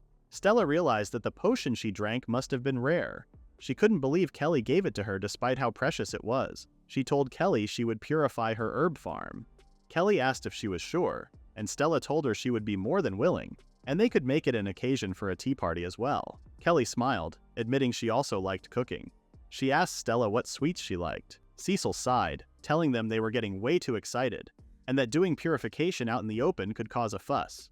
But he smiled, saying that since Stella wanted to repay the favor, he should honor her feelings. He called for them to start a herb garden inside the royal palace. That way Ranran could act as a guardian, making it doubly useful. The king pointed to the tree, asking if she could see what was inside the trunk. Stella looked closely to see a squirrel. She thought it might be a magical beast in the shape of a squirrel. He suggested that Stella could show Kelly how she purifies it, and the queen added that they could use Ranran to catch it. If he cooperated with Stella using the bond, she would use her purification power to scare it, making it easier to catch. Stella smiled, and Cecil asked what they meant by bond.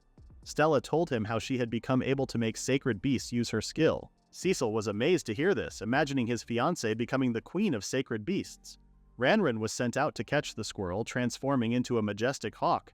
He shot off into the skies and managed to grab the squirrel on his first attempt. The king was just as in love with the squirrel, and Cecil began using his deconstruction powers.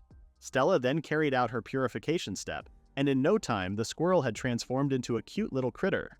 Kelly was completely lost for words. The process looked terrifying but was still very impressive. She commented on Prince Cecil's strange skill and Stella's purification power and talent for taming sacred beasts. She asked who was the one who ordered them, and the queen stepped forward. They wondered if the queen could actually be a saintly mother, but they weren't too sure. The king suggested giving them their next instructions, so the family moved the soil and formed mounds before removing the weeds. Stella worked hard to purify the soil, and in no time all of the weeds had disappeared. They wondered where the weeds went, but were amazed anyway. Cecil told Stella that he thought she was going to purify him too. Stella laughed, asking if that was impossible. His mother added that it was only Cecil who thought of himself as trash. She asked Stella to take care of him, and Stella smiled, reassuring his mother that she would make him super happy. Cecil shot her a suggestive look, and Stella had to throw her hands in the air, her face turning scarlet. Eventually the king returned, and he was asked where he went. The king told them he brought some tools over to plow the field. Cecil smiled, telling him that if that was the case, the matter was settled thanks to his skill after all. His father asked him if it was fun to make the ruler of the country tired for no reason. The squirrel jumped after being called over by the king. Kelly jumped as it leapt from her hands. Meanwhile, Cecil and Stella sat under the tree. Cecil told her that when he was small, he climbed this tree and planned to escape. He told her it was a pretty funny experience. He suggested that next time, they should go on a secret date. Stella told him she would be looking forward to it. Stella and Kelly got started in the fields when Stella heard her name being called. She looked up to see the king, who declared that he had something important to talk to her about. He instructed her to change her clothes later and come to the affairs office. Stella accepted. Cecil thought it was about the matter of assessment. The person who holds the assessment skill can be summoned quickly. His mother said that when the king is serious, he looks quite intimidating. Stella smiled as she tried on her dress. The queen told her that she must sew her a new one soon, and until then she would need to bear with the old dress. But Stella was gracious, telling the queen she loved this one and would love a similar one. The queen smiled, promising she would remember that. Cecil stepped away with Stella, who was finally happy that the family connection with her father would be revealed. She gripped her hands, and Cecil asked her if she was all right. But Stella did look super nervous, though she reassured Cecil, telling him she was prepared. Cecil told her that whatever the truth may be, he would always be by her side. He told her to remember that before holding his hand out. Stella's eyes widened, asking him if he was trying to raise her spirits. Cecil asked if he made a mistake in doing that, but Stella smiled. At the affairs office, the couple were introduced to Dewey, who was the one handling everything. Stella looked at him, almost recognizing the young man from somewhere. He commented on Stella's beauty, asking her if she was a saint now. Of course, Cecil leapt in front of her defensively. Dewey smiled, telling Cecil he understood why his condition had improved. He did comment that his mood seemed quite off, however. Stella asked if it was true that Cecil and Dewey were old friends, feeling their playfulness around one another. Dewey explained that in his childhood, before he got tainted by miasma, they used to meet a lot, but they did get into quite a bit of trouble together. Stella wondered if this meant that Cecil acted like an older brother. The king told her he was someone they could trust, so now he serves benefact. Dewey told Stella he never lies, that he was honest by nature and took pride in being granted a skill that suited him. He announced that this was very important for Stella, and what was discussed must not be disclosed to anyone. Dewey swore that he would tell only the truth and keep the secret. They asked Stella if she was ready, and her heart was beating out of her chest. But despite it all, she said yes. The king asked Dewey if he was ready, and he agreed too. He looked into Stella's eyes, which felt like forever, before asking if her shoe size was 9.5 inches. Cecil scolded him for checking Stella's measurements instead of her family history. He threatened to smash his head in if he didn't get it together. Dewey laughed, teasing if there was a bond between him and his highness. Dewey winked at Cecil, telling him that Stella's ring size was 7. Cecil sighed, and Dewey told the prince he was only joking. He then turned to Stella to tell her that she undoubtedly had the purification skill as well as cleansing. He said that it was not something you would expect a high-class noble's daughter to have, so it almost felt like fate brought her here. Dewey congratulated her on her engagement too, and Stella was stunned he could read all of this. His inspection eye was most certainly legitimate. Dewey seemed to think really hard for a second before mentioning a name, Radis Marble. That was Stella's father's name. Dewey promised that he would not lie even if the other party was the saint the whole world waited for. Stella sat back, trying to breathe. Dewey announced that her father was her real father. Stella burst into tears. Of course, she did not know the real reason why he hated her, and she did not even know whether she loved her father or hated him. But she was happy anyway. She thanked Dewey for his work, and he was pleased to be of help to her. He smiled, telling Stella to take care of Cecil, or his younger brother as he called him. Stella smiled and told him she would, of course. Later that evening, the king, Cecil, and Stella sat in the drawing room exhausted. The king admitted that everything felt great and he could not find any other words. He told Stella she must be tired, so he would prepare a room for her inside the palace to rest. Stella told him she was really grateful for that. He asked Cecil to escort Stella to her room, and they both stood up. Stella asked the king if she would be able to go out for a walk in the city with Cecil. She knew if they went out without notifying the king, he would worry. The king smiled and thanked her for asking. He suggested that he would send some guards to accompany them. As Stella and Cecil walked, Cecil told her that her features had changed slightly. Just like his first impression, he saw Stella as a girl who knew how to make that kind of expression. Stella asked him what he meant by that kind, and Cecil pushed her face together. He laughed, telling her that was how her face looked, like she suited a smile. Cecil walked Stella to her room and told her goodnight at the door. Stella smiled and wished him one too. She pushed the door open, revealing a grand and beautiful space. On the table was a vase of fresh roses. She wondered how strange everything was. It was as if the world looked different now. The flowers placed by the window, the beautifully trimmed leaves, even the shaded ceiling decorations. Everything was full of a love that wanted to delight whoever saw it. She had not noticed that before. She simply did not have the courage to accept it. Stella sank into the cozy bed, deciding she would from now on. The following day, Cecil knocked at her door asking how she looked. He had given her some commoner's clothes to wear for the day out. Stella could not believe it. She was going into the city in men's clothes? Meanwhile, Fiona was really enjoying her princess treatment at the House of Marble. One of her daily rituals involved doing her skincare, where a maid would pamper her skin. Her moment of bliss was interrupted by a visitor, her father, who wanted Fiona to use her so-called skill on him. Of course, Fiona was enraged, and he told her he had to head to the palace now and formally offer her engagement to Prince Cecil. So Fiona agreed, tapping his head. The placebo effect made it work wonders, and Fiona was genuinely excited for her marriage to Cecil. The Marquis told her, however, that things had been getting quite suspicious lately. Prince Cecil supposedly already had a fiancé. Fiona looked like her world had been turned upside down as he continued to explain that Cecil had become a lot more social as of late, and he had become very close to his maid, sometimes even integrating comfortably with other members of the royal family. Fiona vowed to save the prince, assuming that he must have been forced into being with someone. Her father decided to set off, and suddenly Fiona told him to wait. There was something beneath his feet, scurrying around. Fiona shrieked that it was a monster. Fortunately, their maid stepped on it just in time, and the Marquis noted that these incidents had been happening more frequently lately. It seemed the concentration of miasma inside the house had increased. As long as the creatures were small, it was nothing to worry about. But if they didn't catch them early, they would need someone skilled to deal with them. The Marquis smiled, telling Fiona this was why they needed her to marry Cecil, and for him to help them. Fiona's eyes lit up, telling him how her mother also said her dreams would come true if she worked hard enough. The Marquis smiled. Fiona watched her father leave, wishing she was going too.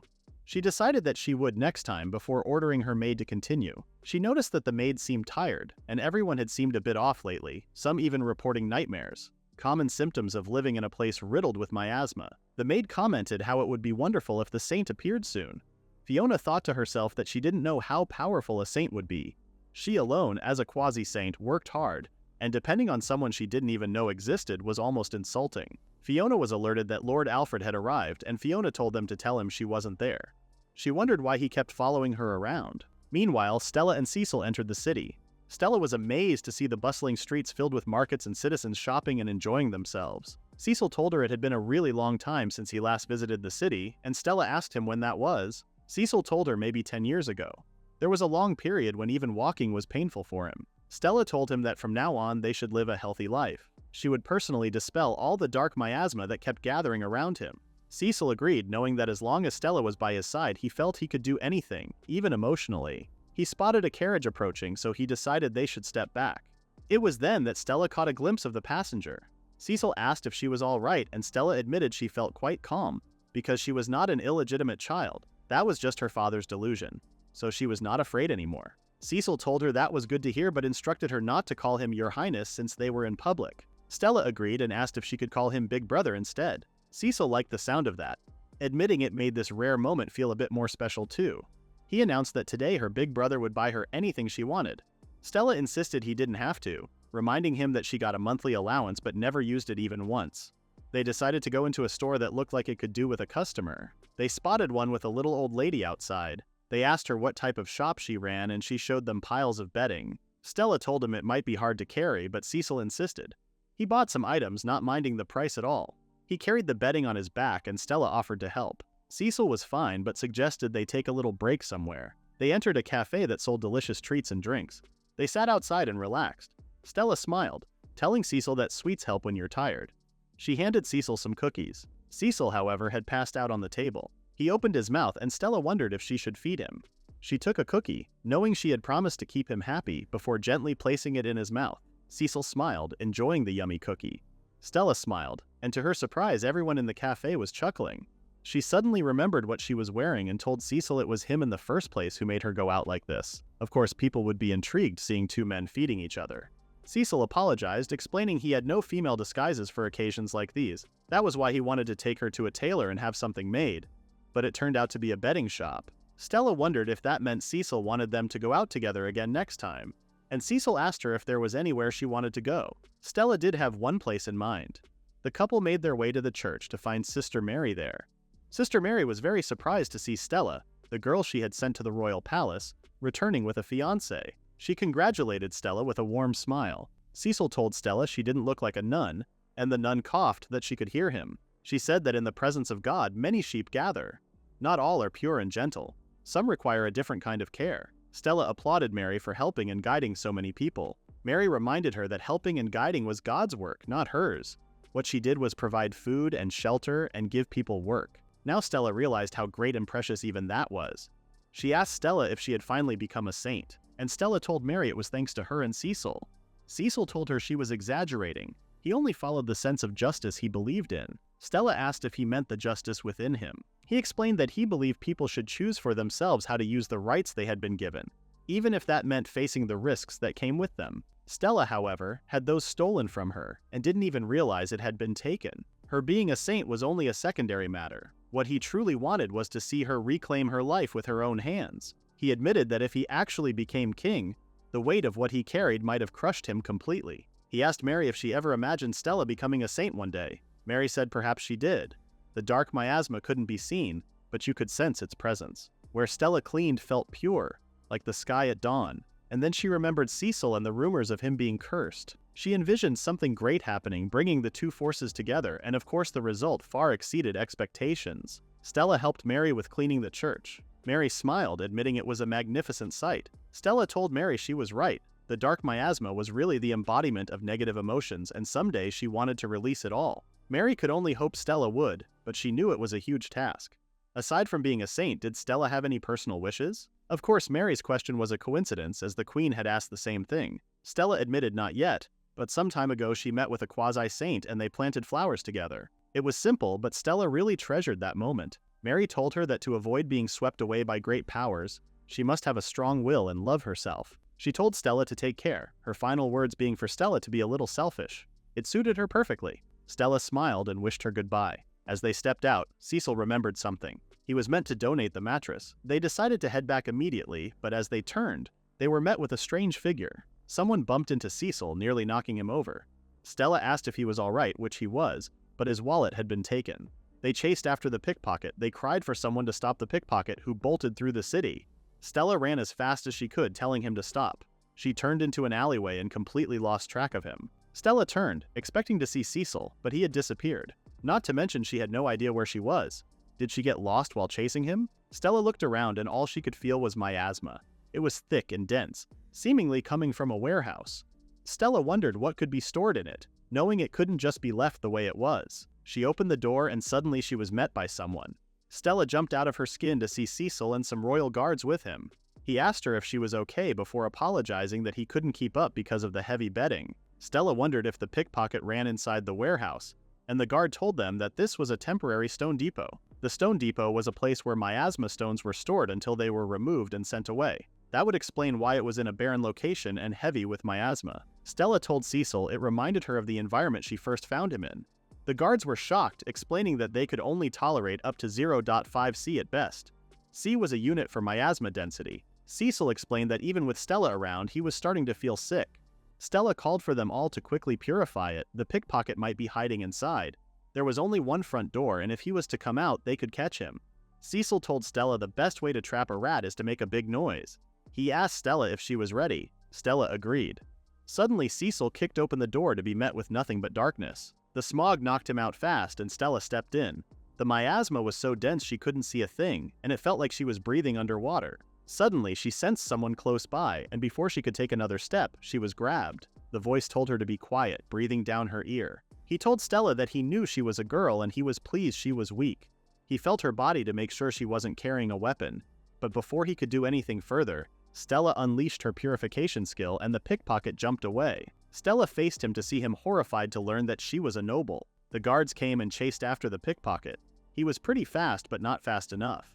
He fell into a pothole and sank into the ground, complaining about the pain. He was soon secured by the guards, who told Cecil that the boy was called Silva, a notorious town pickpocket. He vanished at will and was famous for getting away fast. Cecil laughed. A blonde guy called Silva, that was easy to remember. Stella also felt like she had heard of him before.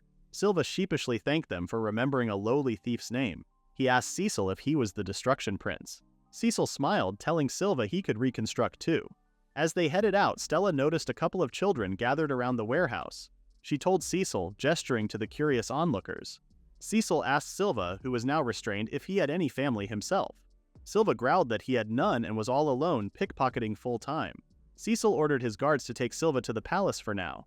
Back at the palace, after Stella freshened up and got some rest, Cecil asked her to sit in on Silva's questioning. She agreed and was led into the dungeon. Cecil apologized for bringing her somewhere this unpleasant. Cecil asked Silva, who was sitting in a cell with his back turned, if he had eaten any dinner. Silva said thanks to him he had the first fancy meal of his life. Cecil then asked Silva how his ankle was, and Silva told him it was swollen and he couldn't move it at all. He shunned himself for twisting it and falling. Silva chuckled as Cecil also mentioned that he really pissed off the guard who dealt with him. Silva asked Cecil if he truly was royalty. Cecil told him that his noble aura really was foiled by a disguise, as the thief didn't even realize who he targeted. He told him to say something and commented that he just didn't know high society so he couldn't spot it. Silva scoffed. He said that he knew the Great One was the king and Cecil was just his kid. Cecil admitted he was lucky, but his dad was also just born to the last king. In royal families, the line progresses because of parents passing things down to their kids, and it takes work to keep a privileged house upright. With the grind comes swagger. Silva shrugged. He told Cecil he wouldn't know because he didn't have a family. Stella asked him who the kids outside the warehouse were then, and Silva told her he had no idea. He didn't know those brats. Stella asked if those children were orphans. If so, they probably came because they were worried about him, and he was probably their mentor. Silva shouted again that they were not his family and he had nothing to do with them. So the only one at fault was him. Cecil told him he was right in that. Some victim probably wanted to use that coin to buy their family a decent meal. Silva agreed, and Cecil concluded that his punishment was to be sentenced to servitude. Silva couldn't believe it. He sighed, but knew it was better than being left here all alone in the gallows. Cecil announced that firstly he would put Silva under a subjugation skill to make him obey every word. Silva would bring meals, help him change, work from 9 a.m. to 6 p.m., and even do an annual performance review to set his next year's pay. Stella was shocked, knowing this was an employment contract. But Cecil did say labor was suffering. Silva was escorted away, and Cecil commented on how this was his biggest purchase of the day. But next time, he would buy Stella tons of things she liked. All Stella could think about was those kids, and she vowed they would be saved. As Stella and Cecil walked through the palace halls, Stella brought up how scary a subjugation skill sounded. Cecil smirked, telling her its bearer was the scariest person in the country too. Stella looked up to see Cecil's mother. She asked if this was the boy, instructing him to kneel. She held her hand out, declaring Silva to recognize Cecil as his master and attend upon him. She placed her fingertip on Silva's forehead, and that was it for the subjugation. The queen admitted afterwards that it was quite tiring performing her skill after a while. Stella asked if that was it before suggesting that Silva should also get his ankle fixed. So Cecil held his hand out and did his job. Meanwhile, Stella and the queen discussed Stella's new dress and how a master dressmaker, Baroness Doll, was visiting tomorrow. Stella was super excited to finally have her own dress.